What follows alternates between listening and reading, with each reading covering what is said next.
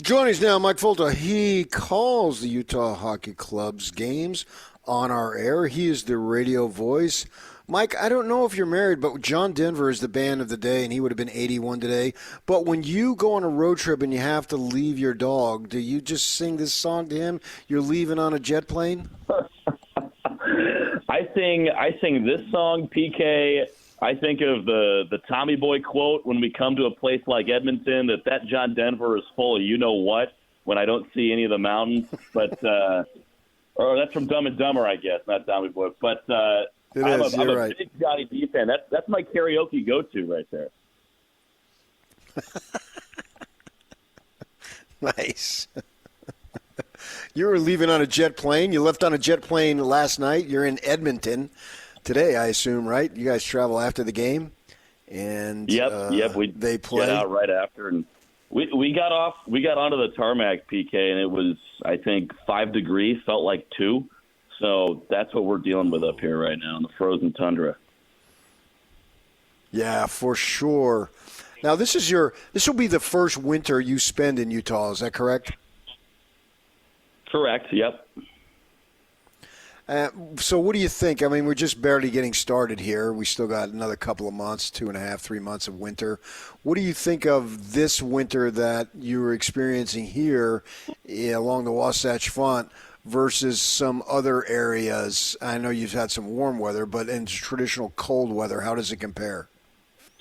It's pretty mild. It's been really enjoyable, and those days when we don't have the inversion and it's a sunny day, it's been amazing. And I was just talking with somebody on the plane that we've been surprised. We didn't realize how sunny Utah is, and that's been a pleasant surprise, and it's been a lot of fun. And I do need to get up in the mountains more and see some of the snow. I love the snow, and so I need to find a way to kind of experience more of a little winter wonderland up in the hills and out of the valley. But it's been great.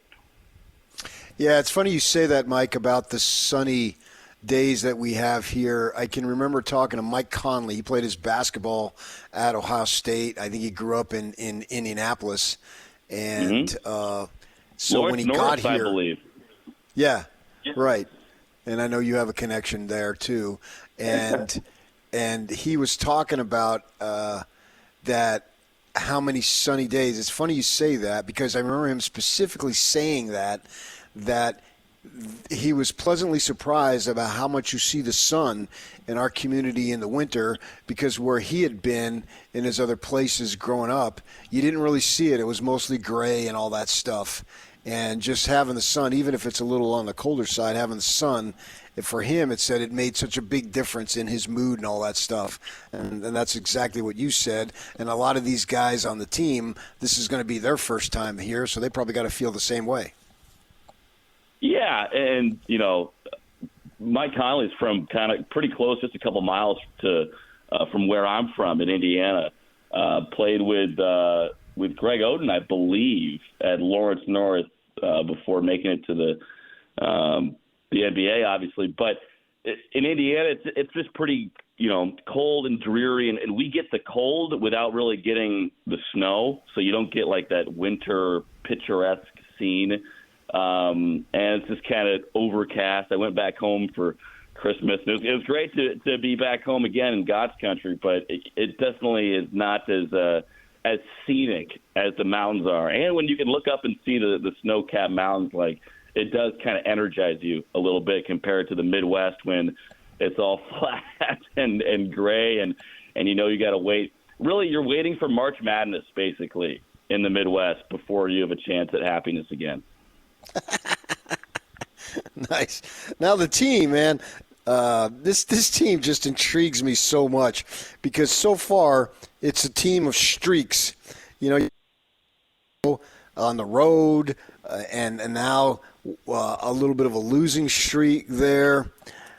You're much closer to it than I am. The only thing that I can just attribute it to is just, I don't want to say immaturity, maybe youth is a better word, the newness of the team. What would you attribute these streaks that they seem to be going on? Yeah, before last night, so last night we lost our fourth in a row, and Well, before last night, we had lost 3 in a row, but it didn't really feel like it. We had lost a couple one-goal games, and even against Colorado at home the other night, we lost 4-1, but the Avalanche hit a couple empty netters, so it was basically a one-goal game.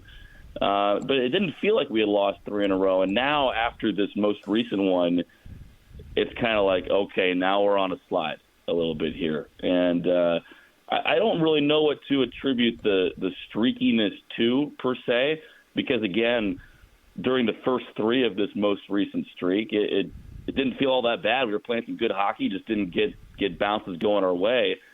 But last night definitely left something to be desired, and that was one of the first nights where head coach Andre Tourigny was pretty displeased with his team's performance. And I think last night when it got away from us was talking with Bear, our coach. He was talking about how we're pressing, and when the goals aren't coming easy for us, we have a tendency to press a little bit, like try harder to score. And what that means is you take more chances, and then you leave things open on the back end. And that's what we had last night. And we were pressing a little bit up the ice, and Seattle was able to get some guys in behind our D and create some breakaway opportunities, and they made the most of them. And it feels like we're just a goal or a bounce of the puck away from really taking control of the game.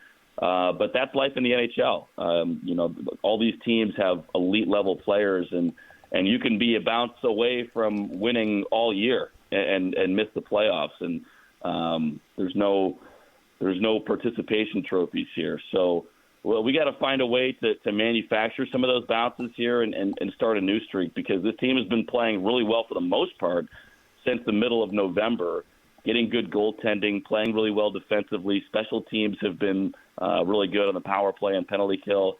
We've got our young guys going with Cooley, who scored a goal last night, and Dylan Gunther, who leads the team in goals. But finding a way to break out of this now slump is going to be paramount these next couple games, because it's the start of a road trip, and you don't want that rain cloud hanging over your head for too much longer on this trip. Mike Folta, who does the play-by-play on the radio for the Utah Hockey Club, joining us here on the KSL Sports Zone. You speak of the postseason, the playoffs, and it seemed like when going back for when the announcement came and the team came up from down there in the valley up to Salt Lake, the guys talked about the playoffs, and there was a stated goal to get there this season, and it's going to be obviously a season-long task to get there. And it wouldn't surprise me at all if it doesn't come down to the last week, if it does come down to the last week. I'm just wondering, since everyone has been talking about the playoff, is it wearing on these guys, meaning, oh my gosh, we can't fall too far behind, that type of thing? People have been bringing it up because this team has been better, honestly, than I think a lot of folks thought they were going to be. Right now, Utah is 2 games above 500. And sitting right in the middle of the pack in the Central Division, which you could make the argument is the most competitive and has the most contenders to win a cup of any division in the NHL right now. So I think this team is exceeding expectations, and I don't think that talk of playoffs has ground down the players at all at this point. But I do think you have to be wary of that coming up, because after you kind of get these checkpoints throughout a hockey season, and we've reached one of them. After Christmas and after New Year's, that's when you kind of take a look around and see where you stack up with the rest of the league. And if you're not close to a playoff spot by Christmas or New Year's, it's typically very, very difficult to get into a playoff spot throughout the rest of the year, even though we're not even halfway through. So I think coming up into January and February, this is really where teams make their hay. And we still have a long way to go, almost 50 games still here left for Utah. But I think being tired of that playoff talk is not something that these players have had to deal with yet, but it could be coming up through these next few months, because, again, this is when the rubber really meets the road right here, right around New Year's. And you see some teams that maybe get off to slow starts, like we saw Edmonton, who reached the Stanley Cup Finals last year before losing to Florida. We saw Edmonton get off to kind of a slow start. You see some of these veteran teams kind of wobble out of the gates, but this time of year, they're humming. So Utah's got to be ready and find a way to compete against those teams. Mike Folta, he does the radio play-by-play for the Utah Hockey Club, and this interview brought to you by Hercules First Federal Credit Union, growing stronger together. You speak of Logan Cooley. Now, there was an incident. I don't want to call it an incident. I don't know. Maybe that's wrong. A situation where the Bear decided to keep him off the ice the other night, and he talked about it. And then Cooley came out, and he's just a young pup. And I loved what he had to say, that he basically took full responsibility. And I think that's cool that he took the responsibility, and the coach thought it was necessary to teach him a lesson. How important is that lesson to be taught to such a young player? Yeah, well, and credit to Logan Cooley, who, you said it, a young pup. He's 20 years old. I mean, I was a pretty big fool, PK, when I was 20 years old, and Logan Cooley has a lot more responsibility than I ever had at that age, and probably you too. I don't even want to think about a young 20-year-old PK running rampant, leaving a trail of broken hearts.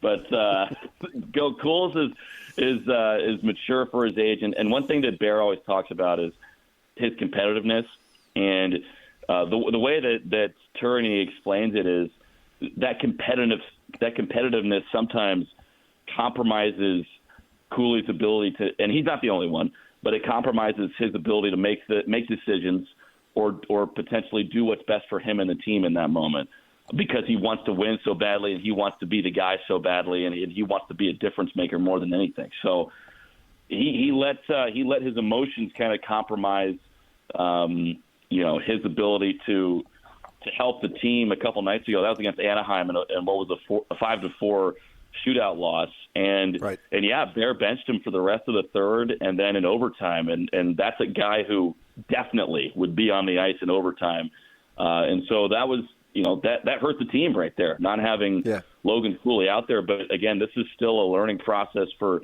a lot of these players and for this group as a whole that's trying to mature, and Bear made the choice to sit him and send a message, and again, Cooley's not the only one that has that flare-up with the competitive. We've got a lot of guys who really care and love the game and compete their you-know-what's off. But that's something that he's still got to figure out and iron out. And it's crazy to think, you look at these teams that win the Cup, and a lot of times their superstars are 26, 27, 28 years old in their primes.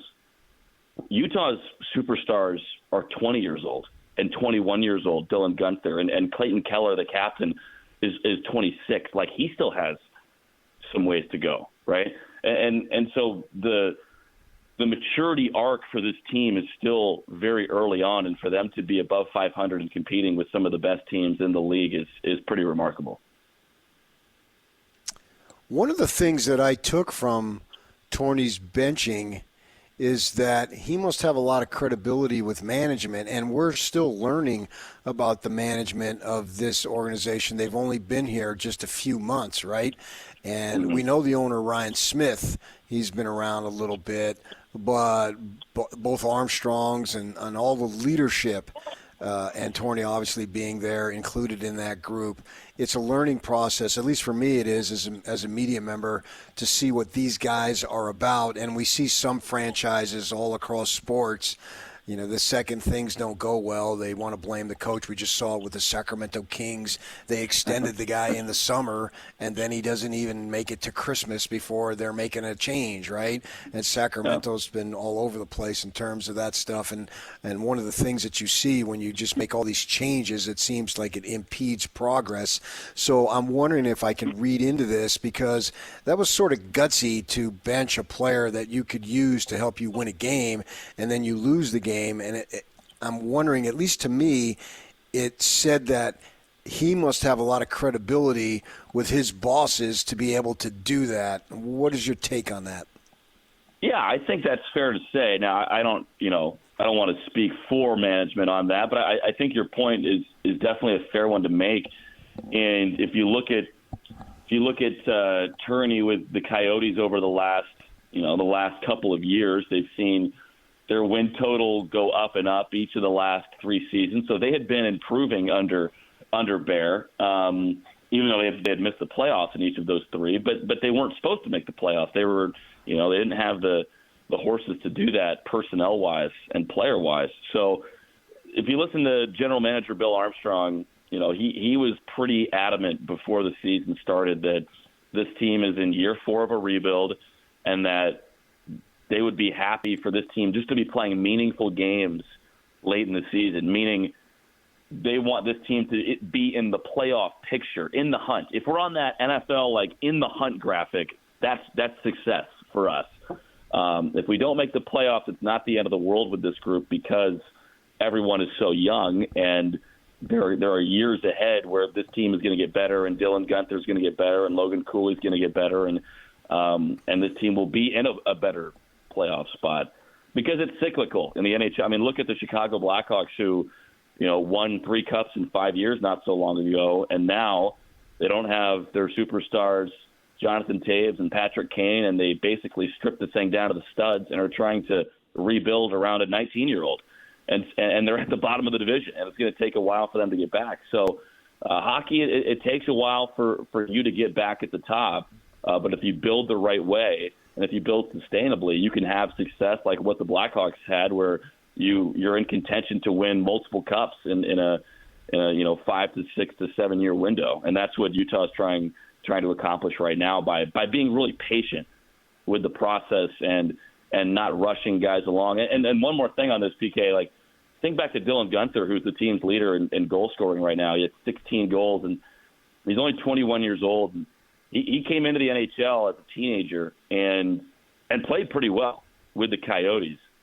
But they wanted him to over-ripen, and so they sent him down to junior hockey to finish out junior hockey and play meaningful games in junior and be a leader on his junior team, and he goes and wins a championship. He plays well again the next year in the NHL, but they still send him down to the minor leagues just to be a leader on that team in terms of scoring, to play on the power play, and to play some meaningful games down in Tucson.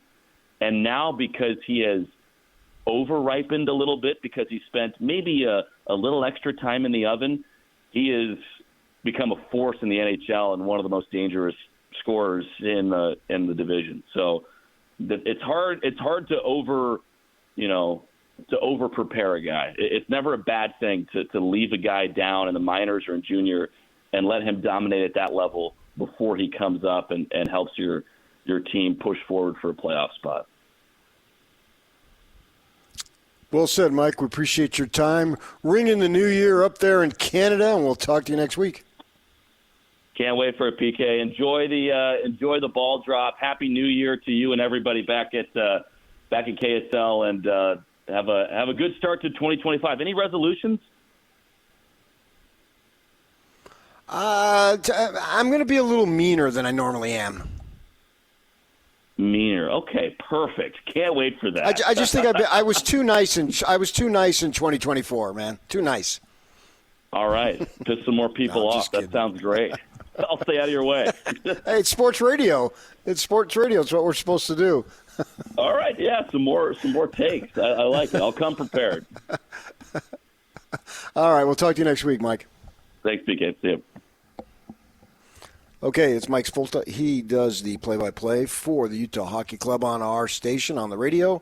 All right, we got Steve Bartle coming up at the top of the hour. We can see what's going on in Utah football. My gosh, it's almost like they've had more action off the field this year than they had on. We'll get to that here at the top of the hour. Stay with us, 97.5, the KSL Sports Zone.